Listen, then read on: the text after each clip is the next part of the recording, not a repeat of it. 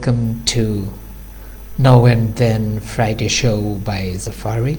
This is the first episode of my show, and this show will allow you to have an eye on the week's incident happening around the globe. And I want to start with first saying that I had very little academic relation with Harvard University, although I am a fan. Only I did a 4 weeks long online course on early childhood programming in the field from the Harvard University. So I cannot claim that I am a Harvard graduate or a Harvard fellow or a Harvard scholar. But I can say little that I have some connection with Harvard, as I did a course, 4 weeks long course. And also, like other young boys, when I was very young boy, I started thinking and dreaming to study in the Harvard. Why I am saying is, I think Harvard should not stand with a particular country or a particular nation, as Harvard belongs to the entire humanity. I do believe it. I do believe it very strongly, and I think many of you will agree with me that Harvard belongs to entire humanity. And I would argue that in this catastrophic time of moral stagnance and moral decay, when an irrational war has been inflicted upon the Palestinian people, it's true that Hamas is equally accountable for this war, and we cannot also give a blank check to the Israeli forces. In that sense, we as a humanity, we as a collective international community, we have a moral responsibility to see what is happening in Palestine, and we have to be very, very careful when there is an opportunity to talk and to comment. As I wanted to start with this, it's not a criticism maybe, but it's a request to the Harvard community to relook. As university, we are the center of knowledge and wisdom, and also knowledge comes from experimentation. So we don't take a side. We really double check, and then we take a position, but that position we don't express. We say that let's see what happens, and this can happen, this can happen. So I think Harvard should have repositioned itself as neutral seeker of wisdom and knowledge. I think also, as a university community, the Harvard community should organize more events to understand what's happening there, but not to express the judgment that who is right or who is wrong, or by whom we should stand or not, and who should be left alone or left behind. The last point of this comment is, I think from my side, I also believe in continuous research and taking a neutral position as an academician, as I believe that we are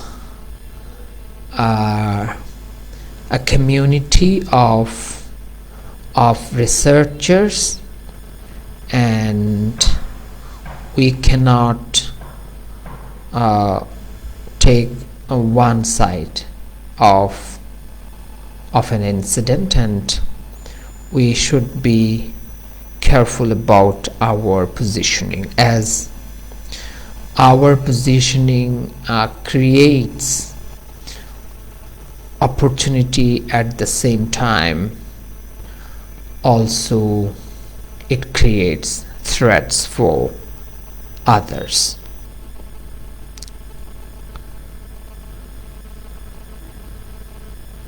I will comment on US position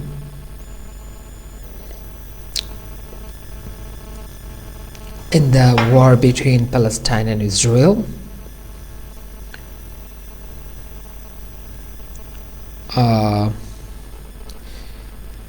US is a very important player in world scenario,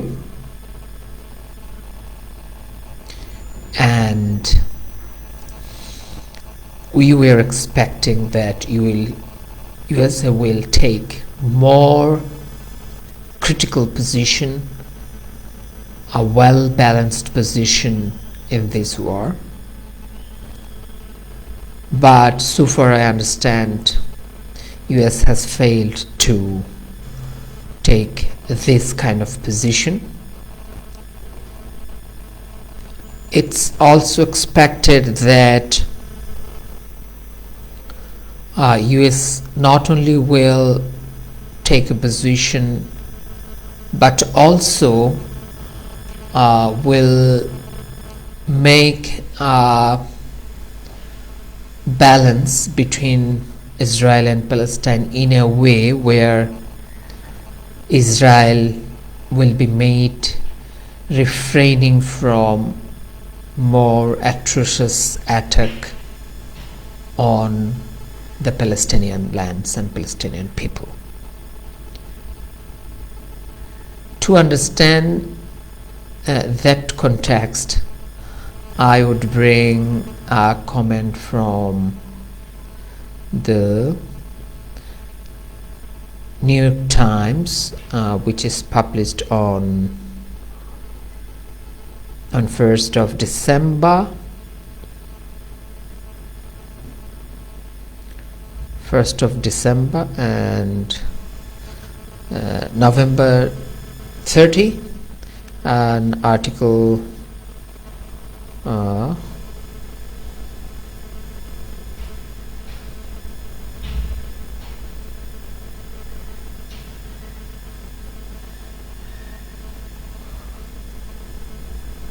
and it says, Israel knew Hamas attack plan more than a year ago. The article is read by Ronen Borgman and Adam Goldman. So, to understand the context, that as Israel knew the attack plan by Hamas, I think we should rethink the role of IDF, Israeli Defense Forces, and how to tackle this atrocious plan by Hamas. And also it's very clear that Hamas did it as they are not acknowledged by international community, and also they should not be acknowledged. We should be very clear about that.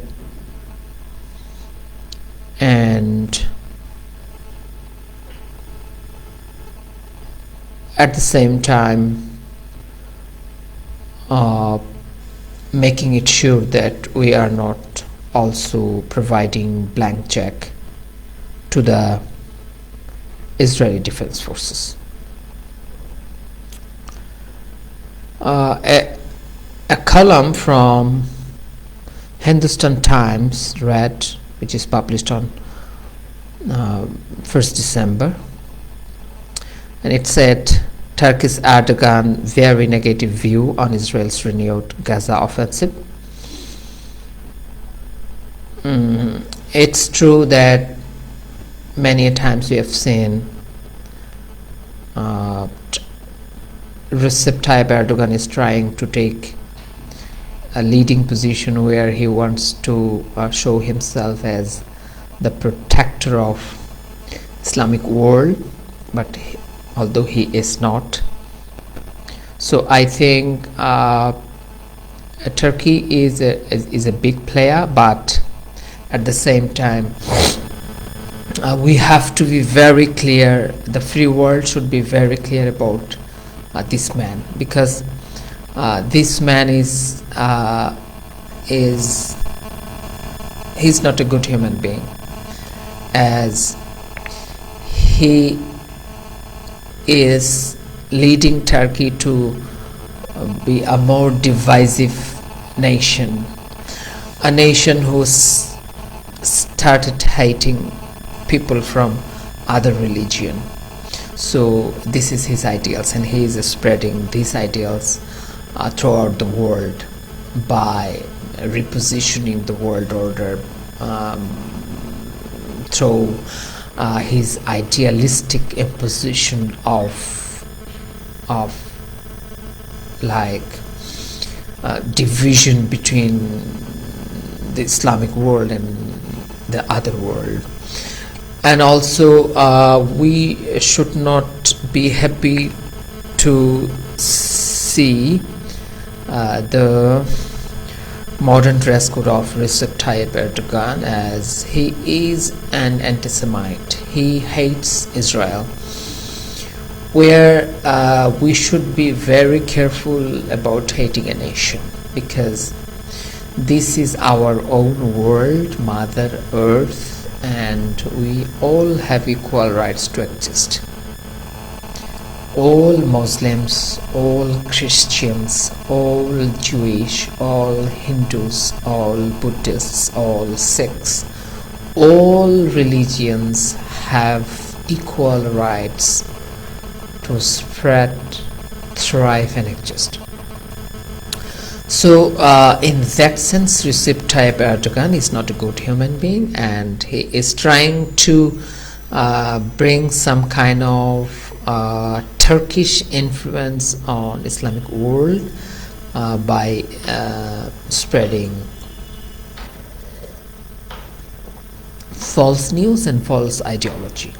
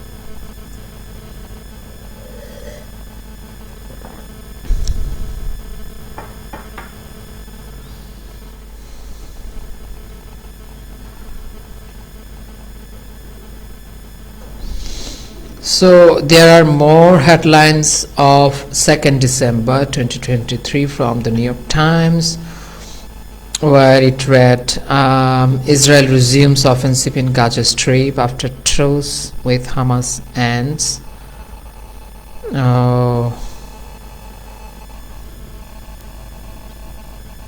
Fighting resumes in Gaza as week-long ceasefire ends.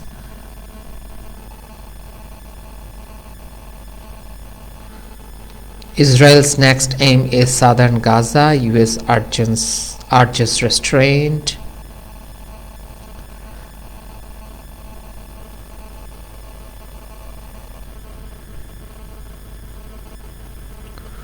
So there are many columns published by the New York Times, as we've seen that most of the news is covered by many international newspapers, and it's led by the news of Israel-Gaza offensive. But what I wanted to bring and focus right now is any news on the atrocious attack imposed by Russia on the Ukrainian people. I was searching the Economic Times. There's only one small news about Putin's re-election in next general election of Russia, but I think I got one small news. Okay, Vladimir Putin leading Russia soldiers to Capitol Hill stairs storm. What the 2024 FSB calendar controversy. Let me read it out for you.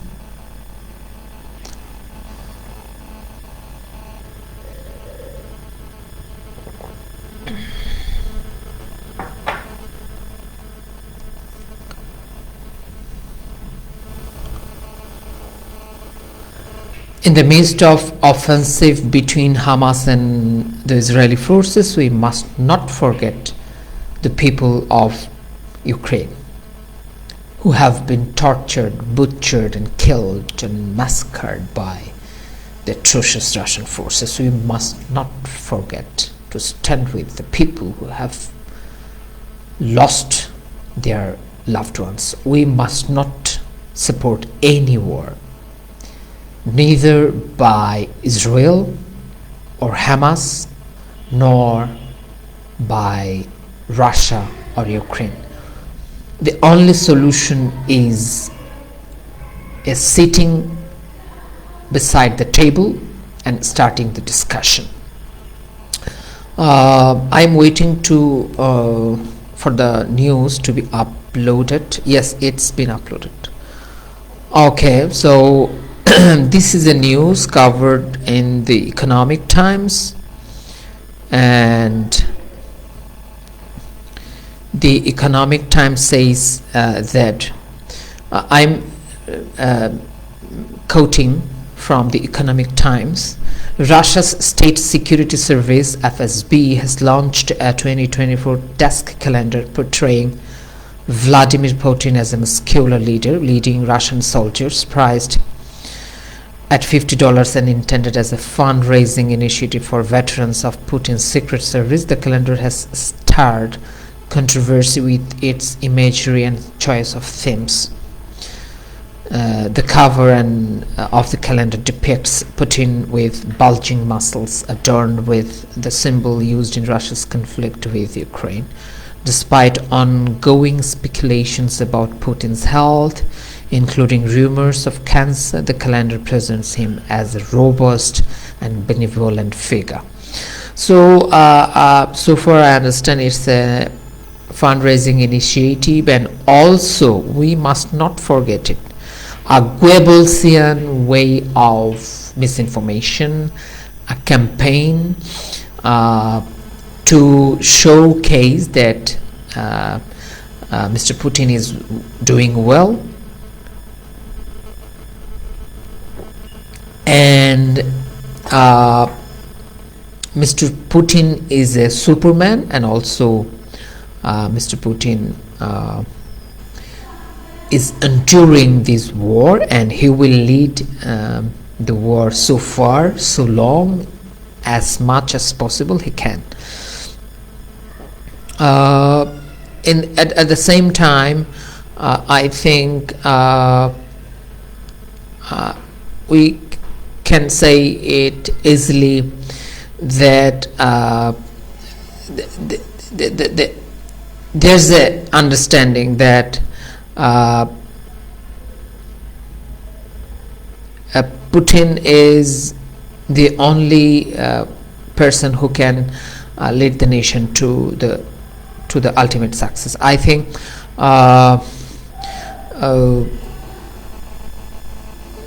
Russian people should relook at this fact, because Russia is a big country. Russia is enriched with natural resources. Russia's army has strength to lead and win a war. But it's really unexpected that Russian people has started believing that Putin is the only figure that can lead them to the heavenly emancipation. First of all, there is no question or no point of emancipation, because Russia is already there as a developed nation. So I think what Russia's people now need to understand is the world order is such where every one of us have a fair share, and we can say that everybody has to take part in the working of this world. So Russian people has to understand that they are the part of this world community, and there is no specific Russian way of thinking for all of us. So there is Russian way of thinking for Russian people, and there is American way of thinking for American people. There is Ukrainian way of thinking for Ukrainian people. So what I say is there should be no zero-sum game. There should have a level playing field for all the people, all the nations, and all the countries. So supremacy of one specific nation should not be the ultimate expectation of each nation. And also one thinking should be redefined, that only one person cannot be the emancipator of a nation. I think from that point of view, Russian people should rethink and review their way of thinking towards the global good. I was trying to still now to understand and talk to you more about Russian war imposed on the Ukrainian people. I got one headline from the ABC News. Okay. Fine. Okay, it's a column written by Valesia Stepanenko for the Associated Press, and it says, dismayed by Moscow's war, Russian volunteers are joining Ukrainian ranks. Let me read some lines for you. And she is reporting from the Ukrainian capital, Kiev. When Russia's invasion of Ukraine ignited into war back in Moscow, a young Russian who now goes by the name of Karabas was plunged into despair. Shocked by images of what was happening to Ukrainians in Russian-occupied areas, he decided to act against Russia, his home and country. Karabas said he knew that what he was doing was drastic. He packed his bags and decided to find a way to get to Ukraine to join the ranks of Kiev's troops fighting Russian forces. It took him almost a year to make it happen. Today, he's part of the Siberian Battalion, a unit made up of Russians who have joined Ukrainian military ranks to fight against their homeland, hoping someday to help oust Russian President Vladimir Putin. Its members hail mostly from ethnic minorities from Russia's far east. Okay, there's one comment here that I was disillusioned with my own people. Okay, so this is a news from the ABC News, which said many people from Russian territory are joining into the Ukrainian ranks. And I think any atrocity, any atrocious government should experience the same fate, and it's evident from the world history that any government around the globe in the remotest corner of the world that has inflicted atrocity on the people of their land, they faced catastrophic failure. And it's a true fact, and it must be understood and acknowledged by the rulers around the globe who are trying to impose some kind of dictatorship upon their people.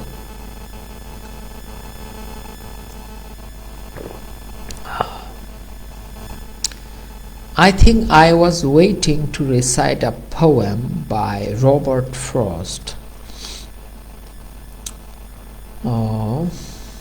Snowy evening, stopping by Oates on a snowy evening. By reciting this poem, I will end my now and then Friday show by Zafari. Whose odes these are, I think I know. His house is in the village, though he will not see me stopping here to watch his woods fill up with snow. My little horse must think it queer to stop without a farmhouse near, between the woods and frozen lake, the darkest evening of the year. He gives his harness bells a shake to ask if there is some mistake. The only other sounds the sweep of easy wind and downy flake.